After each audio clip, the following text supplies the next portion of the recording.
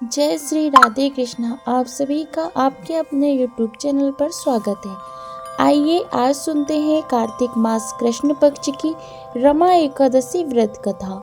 जो भी भक्त सच्ची श्रद्धा के साथ नियम और निष्ठा के साथ कार्तिक मास की रमा एकादशी का व्रत धारण करते हैं, इस दिन भगवान विष्णु, माता लक्ष्मी, माता एकादशी की पूजा करते हैं तो इस व्रत के प्रभाव से व्यक्ति के सभी प्रकार के पाप और ताप नष्ट हो जाते हैं। इसके प्रभाव से धन धान्य की प्राप्ति होती है तथा यह व्रत ब्रह्म हत्या, गौ हत्या आदि सभी के पापों को नष्ट करने वाली है। तो आइए सुनते हैं रमा एकादशी व्रत की कथा। तो बोलिए प्रेम से भगवान विष्णु की जय, माता लक्ष्मी की जय, एकादशी माता की जय, सभी देवी देवता की जय। कथा के अनुसार एक बार महाराज युधिष्ठिर ने भगवान श्री कृष्ण से कहा, हे प्रभु, अब आप कृपा करके कार्तिक मास के कृष्ण पक्ष की एकादशी के महात्म्य का वर्णन कीजिए। पांडुनंदन की ऐसी वाणी को सुनकर भगवान श्री कृष्ण ने कहा कि हे राजन, कार्तिक मास के कृष्ण पक्ष की एकादशी का नाम रमा है। यह एकादशी अतुल एवं अक्षय फल को देने वाली है। इसका एक सुंदर और प्रत्यक्ष उपाख्यान मैं तुम्हें सुनाता हूँ, सो सुनो। प्राचीन काल में मुजुकुंद नाम का एक महान धर्मात्मा और प्रतापी राजा था।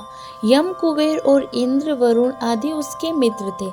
वह अपनी प्रजा का पालन न्याय और धर्म के साथ किया करता था।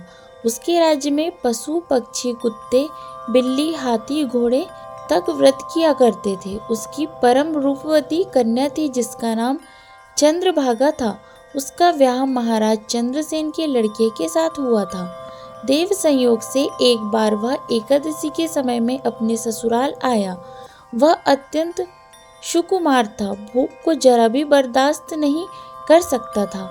अस्तु चंद्रभागा सोचने लगी कि शोभन अत्यंत ही दुर्बल एवं उपवास के अयोग्य है, तो इसका क्या प्रबंध करना चाहिए। यही बात शोभन ने अपनी पत्नी से कहा कि प्यारी, मैं तो भूखा रह ही नहीं सकता, फिर मेरे लिए क्या होगा। चंद्रभागा ने कहा कि हे प्राणनाथ, यही चिंता मुझे भी हो रही है, क्योंकि यहाँ पर तो कुत्ते, बिल्ली, हाथी, घोड़े तक खाना नहीं खाते हैं, तब मनुष्यों का क्या कहना। यदि आप भूखे रहने में असमर्थ है तो यहाँ से चले जाइए, नहीं तो उपवास निश्चय ही करना होगा। चंद्रभागा के ऐसे वचन को सुनकर शोभन ने कहा, फिर क्या किया जाएगा, मैं भी व्रत करूंगा। इसी निश्चय के अनुसार शोभन को मजबूरन उपवास करना पड़ा। सूर्यास्त होते होते शोभन की दशा बिगड़ने लगी। रात भर अत्यंत कष्टपूर्वक तड़फड़ाता हुआ प्रातः सूर्योदय होने से पहले ही उसकी मृत्यु हो गई। अत्यंत शोक के साथ राजा ने उसका दाह संस्कार किया। बेचारी चंद्रभागा पिता के घर पर रहकर वैधव्य दुख को भोगने लगी। इधर रमाव्रत के प्रभाव से शोभन अपना शरीर त्याग कर मंदराचल पर्वत के शिखर पर एक अत्यंत सुंदर और विशाल नगर का अधिकारी हुआ।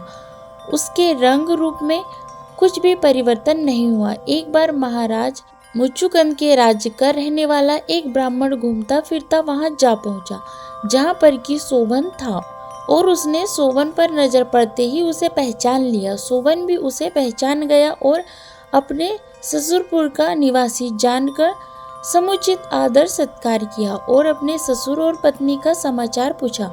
ब्राह्मण ने वहां का कुशल क्षेम बतलाकर शोभन से कहा, आपको इस अवस्था में देखकर मैं बड़े चक्कर में हूँ, क्योंकि आपकी दाह क्रिया मेरे सामने ही की गई थी। शोभन ने कहा, महाराज, यह सब रमा एकादशी व्रत का प्रभाव है, परंतु यह अविनाशवान है, क्योंकि मैंने अश्रद्धा पूर्वक इस व्रत को किया था। अब तुम यहाँ से जाकर मेरी चंद्रभागा पत्नी से यह सारा वृत्तांत कहना, क्योंकि इसको अचल और अस्थायी वही बना सकती है। शोभन के ऐसे वचन को सुनकर उस ब्राह्मण ने अपने राजा के यहाँ जाकर राजपुत्री से यह सारा वृत्तांत कह सुनाया। राजकन्या ने सारी कथा सुनकर ब्राह्मण से कहा, तुमने जो कुछ कहा क्या वह सत्य है। ब्राह्मण ने कहा कि बिल्कुल सत्य है। तब कन्या ने अपने माता पिता से सारा हाल कहकर उसने पति के दर्शन की आज्ञा चाही। तब उन्होंने प्रसन्नतापूर्वक आज्ञा दे दी। वह सोम शर्मा ब्राह्मण के साथ वहां पर गई। मार्ग में उसे ऋषि वामदेव का आश्रम मिला। उसके पूछने पर कन्या ने सारा का सारा वृत्तांत जो का त्यों उसको सुनाया। तब महर्षि ने प्रसन्नता पूर्वक वेद मंत्रों द्वारा उनका अभिषेक किया। उन वेद मंत्रों के प्रभाव से वह अति दिव्य स्वरूप वाली हो गई और अपने पति के पास पहुंची। शोभन ने अपनी स्त्री का समुचित आदर सत्कार किया और उसको अपने सिंहासन पर वाम भाग में स्थापित किया। तब चंद्रभागा अत्यंत प्रसन्न हो कहने लगी कि हे प्राणनाथ, मैं अपने पिता के घर रहकर अर्जित किए हुए पुण्यों के प्रभाव से आपके इस राज्य को अटल और अचल बनाती हूँ, क्योंकि अपने बाल्यकाल से ही एकादशी व्रत को मैं श्रद्धापूर्वक कर रही हूँ। हे राजन, इस प्रकार इस रमा एकादशी व्रत के पुण्य फल द्वारा चंद्रभागा विधवा से सदवा हो राज्य सुख का भोग करने लगी।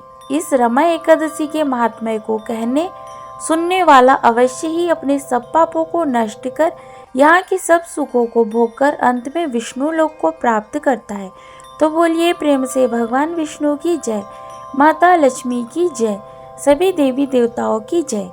तो आशा करती हूँ ये जानकारी आपको अच्छी लगी होगी। ऐसी ही ज्ञानवर्धक जानकारियाँ प्राप्त करते रहने के लिए, व्रत पूजा के बारे में जानने के लिए, कथा सुनने के लिए अगर आप चैनल पर पहली बार आए हैं तो चैनल को लाल बटन दबा करके सब्सक्राइब करें। साथ में बेल आइकन यानी कि घंटी को भी दबाएं ताकि आने वाले वीडियो का नोटिफिकेशन आपको समय पर मिलता रहे। जय श्री राधे कृष्णा। धन्यवाद।